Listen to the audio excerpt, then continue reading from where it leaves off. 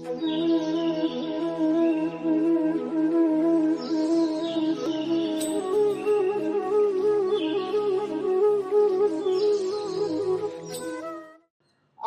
வணக்கம்.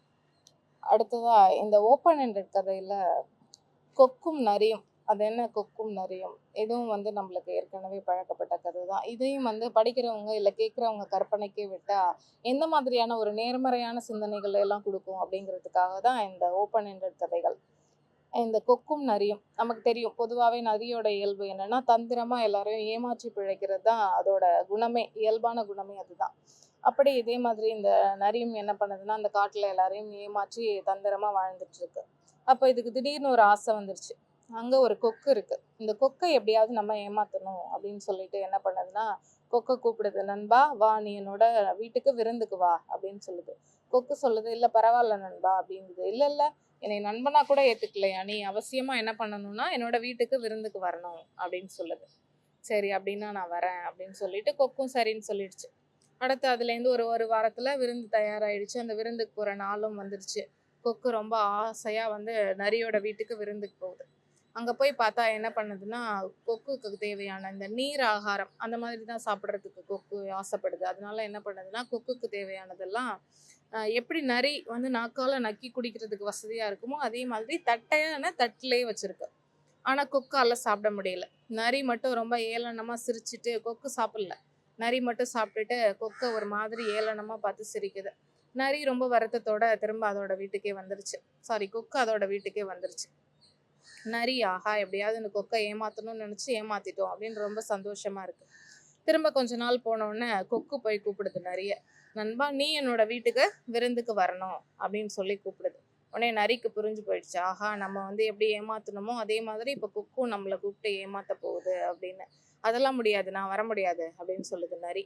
கொக்கு ரொம்ப கேக்குது. ரொம்ப, அப்பா நண்பா தயவு பண்ணி வா, நான் உனக்கு உண்மையிலேயே விருந்து வைக்கணும்னு நினைக்கிறேன், நீ என்னை உண்மையான நண்பனா நினைச்சா வரணும் அப்படின்னு சொல்லி கூப்பிடுது. சரி போய் தான் பார்ப்போமே என்னன்னு அப்படின்னு சொல்லிட்டு நரி வருது. வந்த உடனே பார்த்தோன்னு அதுக்கு ரொம்ப அதிர்ச்சியா போயிடுச்சு. என்ன பண்ணிடுச்சு அப்படின்னா, கொக்கு நரிக்கு சாப்பிட்ற மாதிரி தட்டையான பாத்திரத்திலையும், தனக்கு தேவையான மாதிரி குடுவையான பாத்திரத்திலையும் சாப்பிட்றதுக்கு சாப்பாடு ரெடி பண்ணி வச்சிருந்துச்சு. நரிக்கு ரொம்ப அவமானமா போயிடுச்சான் ஒரு மாதிரி. என்னடா அது, நம்ம கூப்பிட்டு எப்படி அவமானப்படுத்துறோம், ஆனா நம்மளை கூப்பிட்டு எவ்வளவு மரியாதையோட நடத்துறான் அப்படின்னு சொல்லிட்டு கொக்குக்கிட்டே அதை கேள்வியா கேட்டுருச்சான் நரி. என்னப்பா, நான் அன்னைக்கு நீ வீட்டுக்கு வந்தப்போ உன்னை அவமானப்படுத்திட்டேன், ஆனா நீ எனக்கு நான் எந்த பாத்திரத்துல சாப்பிடுவேனோ நீ அதிலே வச்சு கொடுத்துருக்கியே, என்னப்பா அது அப்படின்னு. இல்ல நண்பா, நான் உண்மையாவே உன்னை ஒரு நண்பனா தான் பார்த்தேன், உனக்கு உண்மையாவே விருந்து கொடுக்கணும் அப்படின்னு நினைச்சு மனதார தான் கூப்பிட்டேன், அதனாலதான் நீ எந்த பாத்திரத்துல சாப்பிட எதுவா வசதியா இருக்குமோ அதையே நான் கொடுத்தேன் அப்படின்னு சொன்னிச்சான்.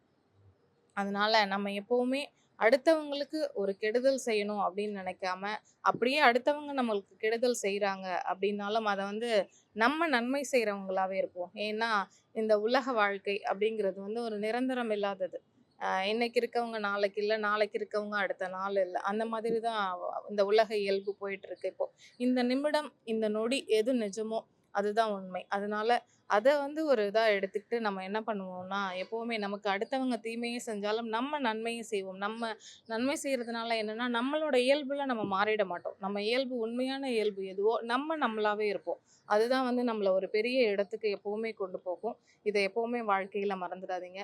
இந்த ஓப்பன் எண்டட் கதைகள் எல்லாமே இதே மாதிரி நம்மளோட இந்த கதைன்னு இல்லை, நீங்கள் படிக்கிறதோ கேட்கிற கதைகளையோ உங்களோட ஓப்பன் எண்டட் உங்களோட சுய சிந்தனைக்கு எடுத்துக்கிட்டீங்க அப்படின்னா அதுலேருந்து உங்களுக்கு நிறைய நேர்மறையான விஷயங்களை நீங்கள் ஏற்றுக்க முடியும். அப்படிப்பட்ட நேர்மறையான விஷயங்கள் தான் இன்றைக்கு இருக்கிற காலகட்டத்தில் தேவை.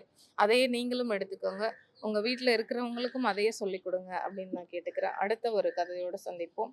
நன்றி, வணக்கம்.